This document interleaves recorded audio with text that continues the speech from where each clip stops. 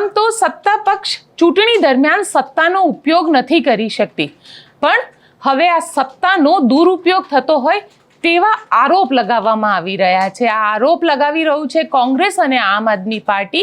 કોંગ્રેસનો આરોપ છે કે કોંગ્રેસના જે ઉમેદવારો છે તેમને ધાક ધમકી આપવી, તેમને પૈસાની લાલચ આપવી અને છતાં ન માને તો તેમને ઉપર કેસ કરી અને તેમને જેલમાં પૂરી દેવા સુધીની ધમકીઓ આપવામાં આવી રહી છે. અને આ આપી કોણ રહ્યું છે? તો પોલીસના અધિકારીઓ અને સરકારી અધિકારીઓ.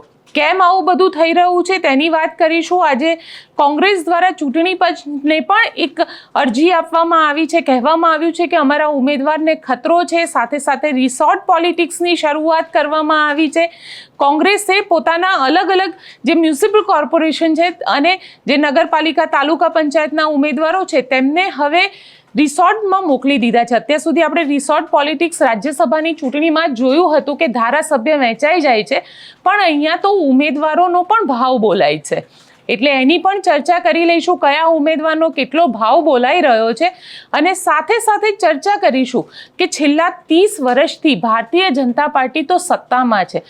સત્તામાં હોવા છતાં કેમ દરેક જગ્યાએ, દરેક શહેરી વિસ્તાર હોય કે ગ્રામીણ વિસ્તાર હોય, આ બધી જગ્યાએ ભારતીય જનતા પાર્ટીના ઉમેદવારો જ્યારે પ્રચાર માટે પહોંચે છે ત્યારે લોકો દ્વારા તેમનો વિરોધ કરવામાં આવી રહ્યો છે. ક્યાંક જે ભારતીય જનતા પાર્ટીના નેતાઓ છે તેમને ત્યાંથી ભાગી જવાની જરૂર પડે છે, ક્યાંક પોતાનો ખેસ છુપાવવાની જરૂર પડે છે, તો ક્યાંક લોકો એમને સીધું ચોપડાવી દે છે.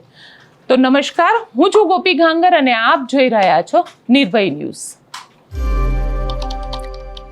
તમને ખજૂરિયા તો યાદ જ હશે, જ્યારે કેશુબાપાની સરકાર હતી અને શંકરસિંહ વાઘેલા પોતાના જ સમર્થનવાળા ધારાસભ્યોને લઈને રિસોર્ટ પોલિટિક્સ કરતા હતા. તેવી જ રિસોર્ટ પોલિટિક્સ કોંગ્રેસ દ્વારા 2017ની અહેમદ પટેલની જે ચૂંટણી હતી, લોકસભાની ચૂંટણી હતી, એ લોકસભાની ચૂંટણીમાં પણ કરવામાં આવી હતી. અને તો પણ રિસોર્ટમાં લઈ ગયા છતાં ધારાસભ્ય અહીંયા આવીને ક્રોસ વોટિંગ કર્યું હતું. અને ઘણા બધા ધારાસભ્ય એવા હતા કે જે સત્તા સામે ઝૂકી ગયા હતા. રિસોર્ટ પોલિટિક્સ તો તમને યાદ જ હશે. અને એવી જ રિસોર્ટ પોલિટિક્સ હવે સ્થાનિક સ્વરાજની ચૂંટણીઓમાં આપણને જોવા મળી રહી છે. એટલા માટે જોવા મળી રહી છે કે કોંગ્રેસના જે ઉમેદવારો છે તે ઉમેદવારો ઉપર હવે ખતરો છે તેવો દાવો કોંગ્રેસ દ્વારા કરવામાં આવ્યો છે. કોંગ્રેસના અમિત ચાવડા તેમના દ્વારા કહેવામાં આવ્યું છે કે અમારા ઉમેદવારો ઉપર ધાક ધમકી, લાલચ, તેમને પોલીસની અંદર જેલમાં નખાવી દેવાની આ બધી જ ધમકીઓ આપવામાં આવે છે. અને આ જ ધમકીઓને માનીને કોંગ્રેસે વડોદરા, અમદાવાદ, મોરબી, સુરત, નડિયાદ, સુરેન્દ્રનગર, પોરબંદર આટલા બધી જ જગ્યાના જે ઉમેદવારો છે એ ઉમેદવારોને એક સુરક્ષિત સ્થાન ઉપર રાખી દીધા છે. અને તેને રિસોર્ટ પોલિટિક્સ કહેવામાં આવી રહ્યું છે કે આ બધા જ જે ઉમેદવારો છે તેઓ હવે સુરક્ષિત સ્થાન ઉપર છે. તેમને ત્યાં આગળ કોઈ મળી નહીં શકે, તેમની પાસે મોબાઈલ નથી, એટલે કોઈ તેમને ફોન કરીને તેમને ધમકી નહીં આપી શકે. એટલે ક્યાંક ને ક્યાંક અત્યારની સ્થિતિ જોવા જઈએ તો કોંગ્રેસ દ્વારા સીધા આરોપ લગાવવામાં આવ્યા છે સત્તા પક્ષ ભારતીય જનતા પાર્ટી ઉપર. અને જો આમ જોવા જઈએ તો ગઈકાલના એક દિવસ જ્યારે ફોર્મ ચકાસણીનો દિવસ હતો, લગભગ 9,000 જેટલા ફોર્મ જે છે તેને રદ કરવામાં આવ્યા હતા. ક્યાંક નાની ભૂલ હતી તેના કારણે તેને રદ કરવામાં આવ્યા હતા. ઘણા બધી જગ્યાએ એવું બન્યું કે ઉમેદવારો જે છે એ ફોર્મ ભરીને જ્યારે ચકાસણી માટે ત્યાં ગયા ત્યાં ભાજપના નેતાઓ મળ્યા અને ત્યાં ભાજપના નેતાઓની હાજરીમાં ખેસ પહેરી લીધા.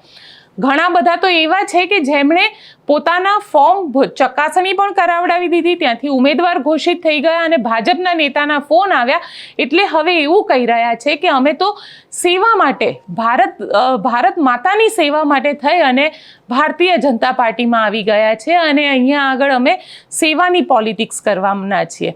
આ પ્રકારની ચર્ચા ઘણી બધી થઈ રહી છે. ઘણી બધી જગ્યાએ એવા વિડીયો પણ સામે આવ્યા કે જ્યાં અન્ય પાર્ટીના જે ઉમેદવારો છે એ રાજી ખુશી ખેસ પહેરતા હોય. ભારતીય જનતા પાર્ટી એવું કહી રહી છે અત્યારે કે 300થી વધારે એવા ઉમેદવારો છે જે બિનહરીફ જાહેર કરી દેવામાં આવ્યા છે. એટલે વિચાર કરો તમે કે 10,068 જે સીટો છે તેમાંથી અત્યાર સુધી 300 એવી સીટો છે કે જેના ઉપર ભારતીય જનતા પાર્ટી અત્યારે જીત હાસિલ કરી ચૂકી છે.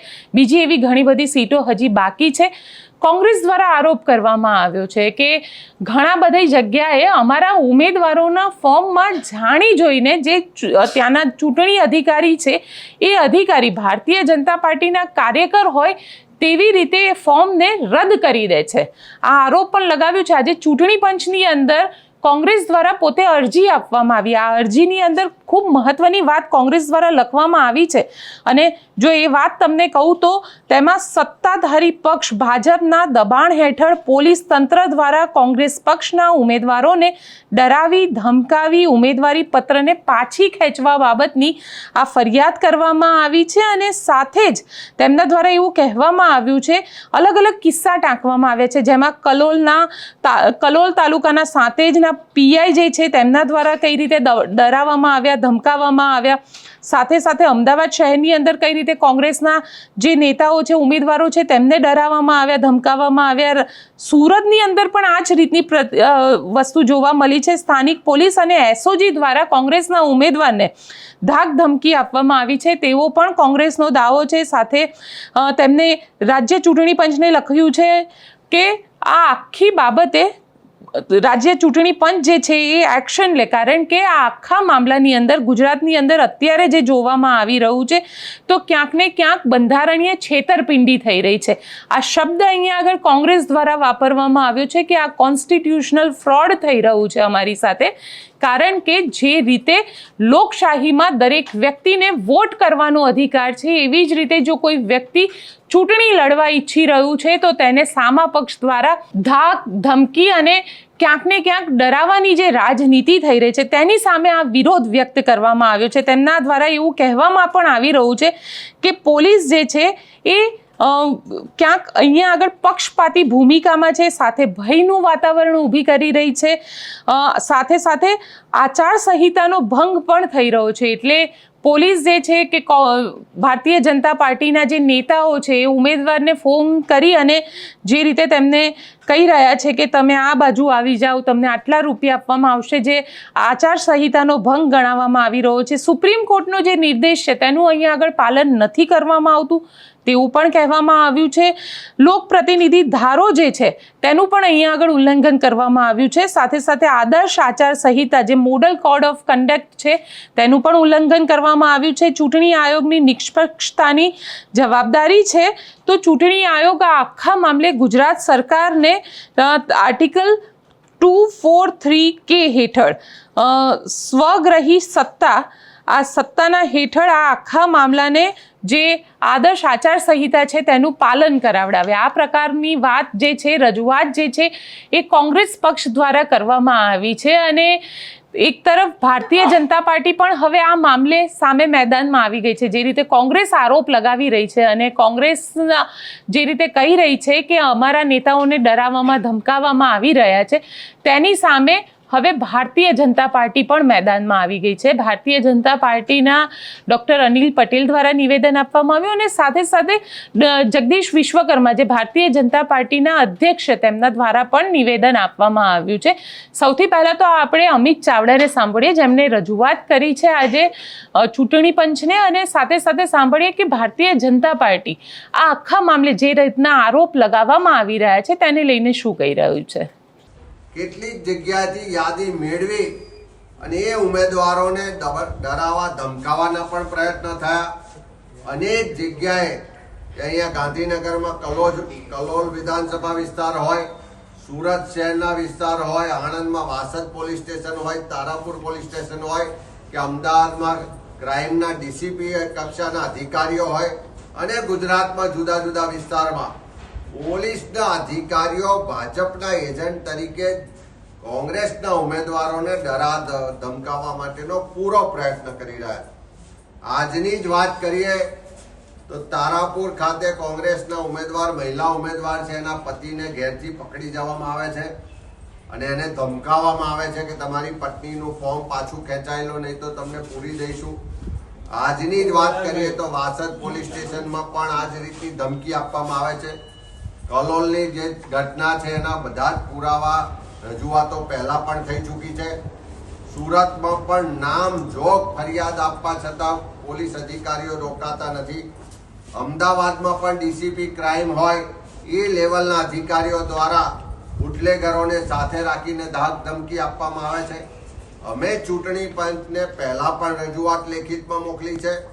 અલગ અલગ જિલ્લાના એસપીઓ અને કલેક્ટરોને પણ રજૂઆતો કરી છે. તેમ છતાં પ્રક્રિયા અટકતી નથી.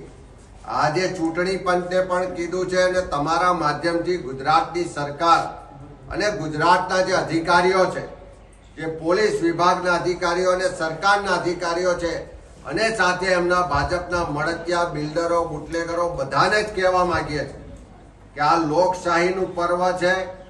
ફ્રી એન્ડ ફેર ઇલેક્શન થાય એ થવા દો. ક્યાંય દાદાગીરી, ધમકી આપવાનો પ્રયત્ન થશે, એવા કોઈ અધિકારીઓ, કર્મચારીઓ ધ્યાનમાં આવશે તો એને છોડવામાં નહીં આવે. અને સમય આવશે તો કોઈ સરકાર, કોઈ ભાજપના નેતાઓ બચાવવા નહીં આવે. ચૂંટણી પંચ પાસે પણ માગણી કરી છે કે અમે નામજોગ ફરિયાદો આપી છે. પોલીસ સ્ટેશન કે ચોક્કસ અધિકારીઓના નામ પણ આપ્યા છે. એમની સામે કાર્યવાહી કરવામાં આવે એવી માગણી પણ કરી છે. અને આવતીકાલે જ્યારે ફોર્મ પાછો ખેંચવાનો છેલ્લો દિવસ છે, ત્યારે અનેક જગ્યાએ આવા લોકો ડરાવી ધમકાવી રહ્યા છે, ત્યારે એમને પ્રોટેક્શન આપવા માટેની પણ રજૂઆત કરી છે. ત્યારે ફરી માગણી કરીએ છીએ કે આવા જે પણ પોલીસના અધિકારીઓ ધાક ધમકી આપી રહ્યા છે, ડરાવા ધમકાવવાનો પ્રયત્ન કરી રહ્યા છે અને ભાજપનો હાથો બનીને ફોર્મ પાછા ખેંચવાનો પ્રયત્ન કરી રહ્યા છે, એની સામે કડક કાર્યવાહી કરવામાં આવે. અને એવા લોકો સામે આવનારા દિવસોમાં જરૂર પડશે તો નામજોગ કાર્યવાહી કરવાની પણ ફરજ પડશે. વિકાસની રાજનીતિને પ્રાધાન્ય આપવામાં આવી રહ્યું છે અને આ જ જોઈ અને અન્ય પક્ષના લોકોને એ પોતે પોતાના પક્ષની અંદર એ ધૂંધળું ભવિષ્ય જોઈ રહ્યા છે. અને એમને બધાને ખબર છે કે ભારતીય જનતા પાર્ટી પાસે એક વિઝનરી નેતૃત્વ છે અને એટલા માટે અન્ય પક્ષના લોકો પણ એમના પક્ષમાંથી એમના પક્ષનો ખેસ ઉતારી અને વિકાસ કરતી પાર્ટી, વિઝનરી નેતૃત્વવાળી પાર્ટી એટલે ભારતીય જનતા પાર્ટી સાથે આપ જોઈ રહ્યા છો છેલ્લા ઘણા સમયથી કે જોડાઈ રહ્યા છે. અને એટલા માટે જ આજે રાજ્યની અંદર ચૂંટણી પંચ ઓફિશિયલી આંકડો ડિક્લેર કરશે 300 કરતાં પણ વધારે સીટો પર એ બિનહરીફ થવાના આપ બધા જોઈ રહ્યા છો કે બિનહરીફ થયા છીએ. ઘણી જગ્યાએ ટેકનિકલ બાબતોના કારણે કદાચ ફોર્મ રદ થયા હશે. ક્યાંય કોઈ પણ જગ્યાએ કોઈનું ઇન્ટરફિયન્સ હોતું નથી આની અંદર. સ્પષ્ટ છે કે અહીંયા ચૂંટણી પંચ સામે કોંગ્રેસ દ્વારા જે રીતે આવેદનપત્ર આપવામાં આવ્યું છે, કોંગ્રેસ દ્વારા અમુક વિડીયો પણ જાહેર કરવામાં આવ્યા. એ વિડીયોની અંદર આપણે જોઈ શકીએ છીએ કે કઈ રીતે કોંગ્રેસના ઉમેદવાર પોતે પોતાની સાથે શું બન્યું છે તેને બયાન કરી રહ્યા છે. હાલાકી આ જે વિડીયો છે તેમાં એ કોંગ્રેસના ઉમેદવાર જે રીતે કહી રહ્યા છે, જે મહિલા ઉમેદવાર છે તે કહી રહ્યા છે, ક્યાંક ને ક્યાંક એવું ચોક્કસથી લાગી શકે કે એ વ્યક્તિ ડરના માહોલમાં છે, ભયના માહોલની અંદર અત્યારે છે. તે પોતાના 2 બાળકો સાથે ત્યાં પોતે રજૂઆત કરી રહ્યા છે. પોતે ઉમેદવાર છે છતાં તેમને ભય છે અને તેમને ફોન આવી રહ્યા છે. કોણ ફોન કરી રહ્યું છે, શું કહી રહ્યા છે મહિલા, તે પણ સાંભળીએ. બોલો, તમે એમના હસબન્ડ? તમે કોણ? એટલે તમે ઉમેદવાર છો? સાંભળો ભાઈ, પ્રદીપભાઈ તમારું બોલો. આજ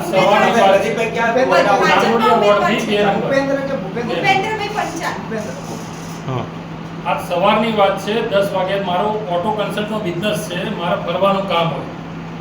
આજ સવારથી 10 વાગ્યાથી હું નીકળ્યો એક કસ્ટમરની ગાડી લેવા માટે. સવારથી ઓફિસે ટોળું આવીને બેઠું છે અને એટલું પ્રેશર કરે છે અને ધમકીઓ એટલી આપે છે અને કે તમને આ કેસમાં ફસાઈ દઈશું, આ કેસમાં ફસાઈ દઈશું, આવી ધમકીઓ આપે છે. અને મને હાલ બી રિસન્ટલી મારે કંટાળીને ફોન મૂકી દેવા પડ્યા અને મેં સવારનું ખાધું નથી. એટલે આવી હેરાનગતિ છે. મારા ઘરે જઈને બી મારા મધરના ત્યાં જઈને એ પ્રેશર કરે છે કે ભાઈ પ્રદીપભાઈ તમે ટિકિટ પાછી લઈ લો, તમને આટલો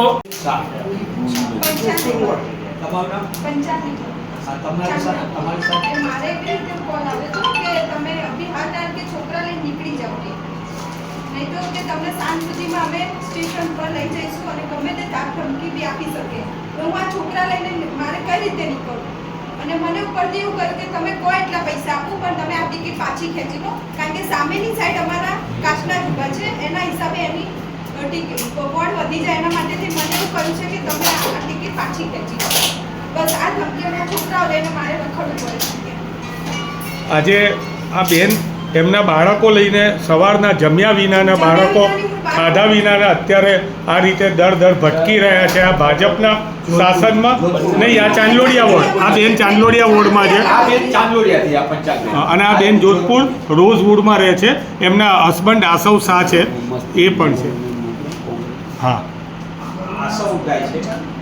પંચાલ નિર્મલ જીતેન્દ્રભાઈ એ ચાંદલોડિયા વોર્ડમાં છે. ચાંદોડિયા વોર્ડમાં. વાંધો નહીં બેન, તમે અહીંયા સેફ છો, ચિંતા ના કરતા. હા, મને એવું કીધું કે બેટા એવું ખબર પડી કે તું ઊભી છું તો બેટર છે કે તું તારું નામ પાછું લઈ લે, કારણ કે સારું ના લાગે, આપણી સોસાયટી ઉપર આ કલંક લાગે છે. એટલે મેં રાજુભાઈ અમરકોટિયા એમને એવા વર્ડ્સ વાપર્યા કે આ તારી ઉપર, તારા લીધે અમારી સોસાયટી ઉપર કલંક લાગે, કારણ કે રોઝવુડ એસ્ટેટ જે છે એ ભાજપની સોસાયટી છે. મેં કીધું મને તો પહેલાં એ કહો કે પાછું આ વસ્તુ ક્યાંથી ઊભી થઈ કે સોસાયટી કોઈ પર્ટિક્યુલર પાર્ટીની થઈ ગઈ. પછી સેકન્ડરી કે તમે વર્ડ મને વાપરી ન શકો કે કલંક છે. મેં તો એવું તો હું કોઈ કામ નથી કરતી અંદર, કે એવું તો હું કંઈ બોમ્બ બનાવતી હોઉં કે ભ્રષ્ટાચાર કરતી હોઉં કે કરપ્શન કે કલંક લાગે છે મારા લીધે સોસાયટીના નામે. મેં તો એના કરતાં તમે એજીએમ બોલો અને તમારી ડેબિટ ક્રેડિટ શીટ્સ કાઢો તો કોણ કલંક છે ખબર પડી જશે. તો કે એવું નથી હું કહેવા માંગતો, પણ તમે જે કરો છો એ ખોટું છે, કારણ કે ભાજપનો બહુ સપોર્ટ છે સોસાયટીને. મેં તો અંદર તમારું આઉટલુક છે કે તમે નવરાત્રિમાં આરતી ઉતારવા માટે અમિતભાઈ ઠાકરને બોલાવશો. It's none of my concern. એ તમારું તમે ઉલ્લું સીધું કરો છો એટલા માટે બોલાવશો, બાકી હું તો ફોર્મ પાછું લેવાની નથી. મેં કીધું કે તમે એવું જોઈએ ને કે કોઈ એક યુથ ઊભું છે, આજે ડેવલપમેન્ટની વાત કરે છે, એજ્યુકેશન સેક્ટરથી છું હું, તો એજ્યુકેટેડ વર્ગને આગળ લઈએ અને જે લોકોને એકચ્યુઅલ પ્રોબ્લેમ થાય છે, આપણા યુથ જે બહાર કન્ટ્રીમાં છે એના કરતાં અહીંથી જ એને ગ્રાઉન્ડ લેવલ ઉપર કામ સ્ટાર્ટ કરી. તો મને એમને એવા વર્ડ વાપર્યા કે એજ્યુકેશન ઇમ્પોર્ટન્ટ નથી હોતું, એક્સપિરિયન્સ ઇમ્પોર્ટન્ટ હોય છે. પૈસા કોણે ઓફર કરી હતી? ના, મને પણ કરી છે કોણે કરી? વિનોદભાઈ પટેલ સર. કોણ છે? એ જોધપુરના બીજેપીના અપોઝિશન ઉમેદવાર. અચ્છા. કોંગ્રેસના ઉમેદવાર અહીંયા આગળ કહી રહ્યા છે કે કઈ રીતે તેમને ફોન આવે છે, કઈ રીતે બાળકો સાથે કંઈક ખોટું ન થઈ જાય તેનો તેમને ડર લાગી રહ્યો છે. સાથે આમ આદમી પાર્ટીના જે ઉમેદવાર હતા તેમને પણ પૈસાની લાલચ આપવામાં આવી રહી છે. તેનો પણ જે ફોન આવ્યો હતો અને એ ફોનનો જે ઓડિયો છે તે ઉમેદવાર દ્વારા રેકોર્ડ કરી લેવામાં આવ્યો છે, તેને પણ આપણે સાંભળી લઈએ. તું સરેન્ડર કરી દે ને, ફોર્મ પાછું ખેંચી લે. ના ભાઈ ના, કોઈ દી એવું બને નહીં. હે બોલ, તું કે એટલે તને પૈસા અપાઈ દઉં. ના ભાઈ, પૈસા નથી તમારે. તું ફોર્મ પાછું ખેંચી લે યાર. સમરસ કરી કાઢ, સમરસ.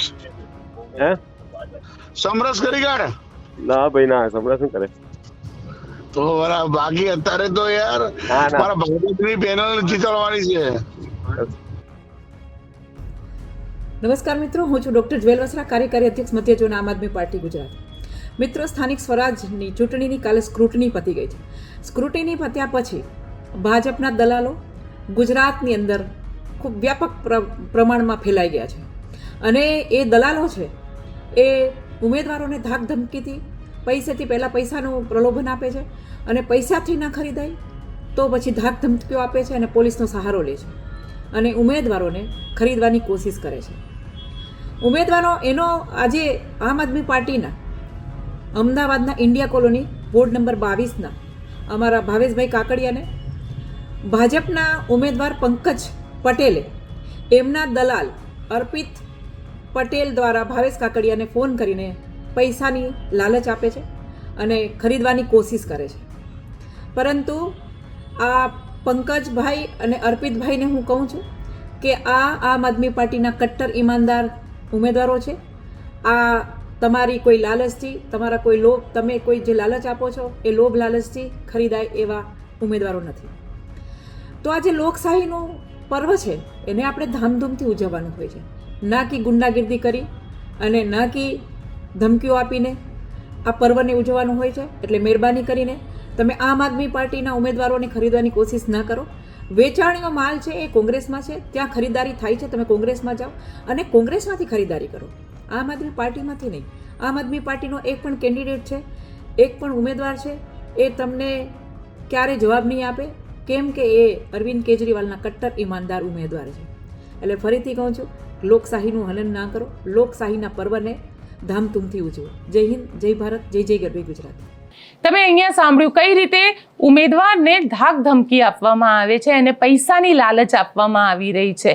એટલે આ લોકશાહી છે અને લોકશાહીમાં આ પ્રકારની પ્રવૃત્તિ કરવી એને ગુનો પણ ગણવામાં આવી રહ્યું છે. પણ ખેર, ભારતીય જનતા પાર્ટી તો સત્તા પાર્ટી છે, છેલ્લા 30 વર્ષથી સત્તામાં છે અને ભારતીય જનતા પાર્ટીની વાત માનીએ, ભારતીય જનતા પાર્ટી એવું સ્પષ્ટ રીતે માની રહી છે કે કોંગ્રેસ અને આમ આદમી પાર્ટી બંને હારી રહ્યા છે, એટલા માટે થઈ અને આ પ્રકારના ખોટા દાવા કરવામાં આવી રહ્યા છે. જોવાનું રહેશે કે ચૂંટણી પંચ હવે આ આખા મામલે શું કાર્યવાહી કરે છે, આમાં કોઈ એક્શન લે છે કે નથી લેતું. કારણ કે ક્યાંક ને ક્યાંક ચૂંટણી પંચ પણ ઘણી બધી વખતે એવા આરોપ લાગતા રહે છે કે ચૂંટણી પંચ પણ સત્તા પક્ષ હેઠળ દબાયેલું હોય છે. પણ આમ તો ચૂંટણી પંચ એ પોતે સ્વાયત્ત સંસ્થા છે. ચૂંટણી પંચ ધારે તો બધા જ પ્રકારની કાર્યવાહી જે છે તે અહીંયા આગળ કરી શકતું હોય છે. હવે જોઈએ ચૂંટણી પંચ આ કોંગ્રેસની જે આવેદન આપવામાં આવ્યું છે, કોંગ્રેસની જે અરજી આપવામાં આવી છે તેને કેટલી ગંભીરતાથી લે છે અને તેના ઉપર શું એક્શન લે છે. હવે વાત કરી લઈએ ભારતીય જનતા પાર્ટીના ઉમેદવારોના થતા વિરોધની. કારણ કે ભારતીય જનતા પાર્ટીના ઉમેદવારો હવે મત માંગવા જઈ રહ્યા છે. 5 વર્ષ થયા, 5 વર્ષ જીત્યા બાદ જ્યારે જનતાની વચ્ચે નથી જતા અને 5 વર્ષે ફરી જવાનો વારો આવે છે ત્યારે જનતા પણ હિસાબ માંગે છે. ભારતીય જનતા પાર્ટીના ઉમેદવાર પાસે પણ એવું જ થઈ રહ્યું છે. 2021ની સ્થાનિક સ્વરાજની ચૂંટણીની અંદર ભારતીય જનતા પાર્ટી 10,068 સીટમાંથી, આમ જોવા જઈએ તો એ વખતે 10,000 નહોતી, લગભગ 8-9 હજાર જેટલી સીટો હતી. તે વખતે પણ ભારતીય જનતા પાર્ટી 90થી 91% સીટો ઉપર જીતીને આવી હતી. અને હવે જ્યારે આ ચૂંટણી આવી છે અને આ ચૂંટણીની અંદર ભારતીય જનતા પાર્ટીના જે ઉમેદવારો છે તે લોકો મત માગવા માટે જઈ રહ્યા છે ત્યારે જનતા તેમને ભગાડી રહી છે. જનતા એટલે ભગાડી રહી છે કે નેતાઓએ કંઈ કામ જ નથી કર્યા 5 વર્ષની અંદર. જે રોડ, ગટર, પાણીની સમસ્યા છે એને લઈને જનતા પૂછી રહી છે. કારણ કે જ્યારે આપણે ગામડા અને શહેર આ બંને વિસ્તારની અંદર જઈએ છીએ તો આપણને ફરક સ્પષ્ટ રીતે દેખાય છે. નો ડાઉટ બુલેટ ટ્રેન આવી છે. અમદાવાદમાં તમે આવશો તો અમદાવાદમાં તમને એવું લાગશે કે આપણે તો પેરિસની અંદર ફરી રહ્યા છે. અહીંયા આગળ રિવરફ્રન્ટ બની ગયો છે. અહીંયા આગળ બોટની અંદર તમને જમવાનું મળે છે, જે ક્રૂઝ બોટ છે તેમાં જમવાનું મળે છે. ખૂબ મોટા મોટા સુંદર રસ્તા છે, મેટ્રો બનાવી દેવામાં આવી છે. પણ લોકોની જે સામાન્ય જરૂરિયાત છે સારા રસ્તા, સ્ટ્રીટ લાઇટ, ગટરનું પાણી અને પીવાનું પાણી. જો આટલી વસ્તુ સરખી હોય તો જનતાને ક્યારેય કોઈ સમસ્યા હોતી જ નથી. અને ભલે પછી મેટ્રો ન મળે એને વાંધો નથી આવતો. પણ સ્થિતિ કંઈક અલગ છે.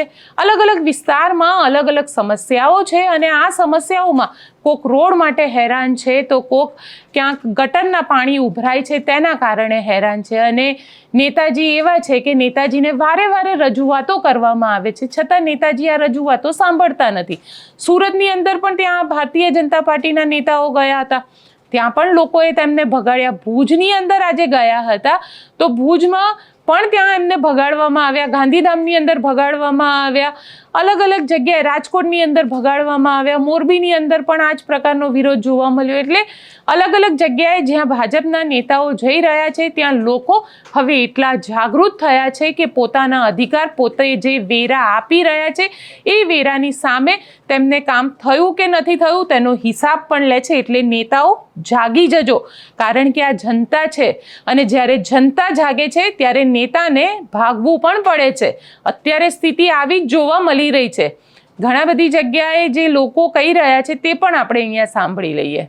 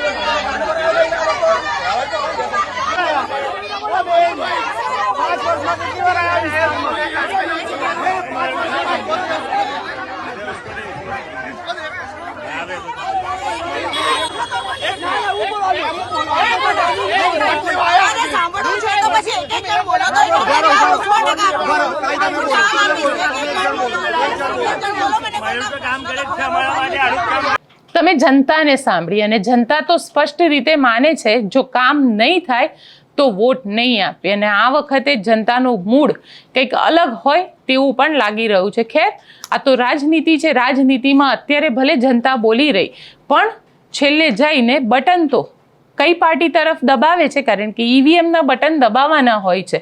પણ હા, અમે ચોક્કસથી એટલું કહીશું દરેક વ્યક્તિને કે મત આપવા ન જાઓ એવું ન કરતા. મત આપજો જે તમારું કામ કરે, જે તમારી વાતને સાંભળે અને જેને તમારી સમસ્યાને પોતાની સમસ્યા સમજીને એનું નિરાકરણ લાવે. તો એટલા જ માટે મત આપવા ચોક્કસથી જજો. મતદાન એ લોકશાહીનો એક મજબૂત પાયો છે. જો મતદાનમાં જશો તો કહી શકશો કે હા, અમે મત આપ્યા છે અને એટલા માટે તમને નહોતા ચૂંટ્યા કે તમે અમારું કામ નહોતા કરતા. તો મતદાન ચોક્કસથી કરજો. અમારી નિર્ભય ન્યૂઝ વતી તમને બધાને આ એક અપીલ છે. અને આજનો રિપોર્ટ આપને કેવો લાગ્યો મને કોમેન્ટ બોક્સમાં ચોક્કસથી લખીને જણાવજો. અમારી ચેનલ નિર્ભય ન્યૂઝને લાઇક, શેર અને સબસ્ક્રાઇબ કરવાનું ભૂલશો નહીં. આભાર.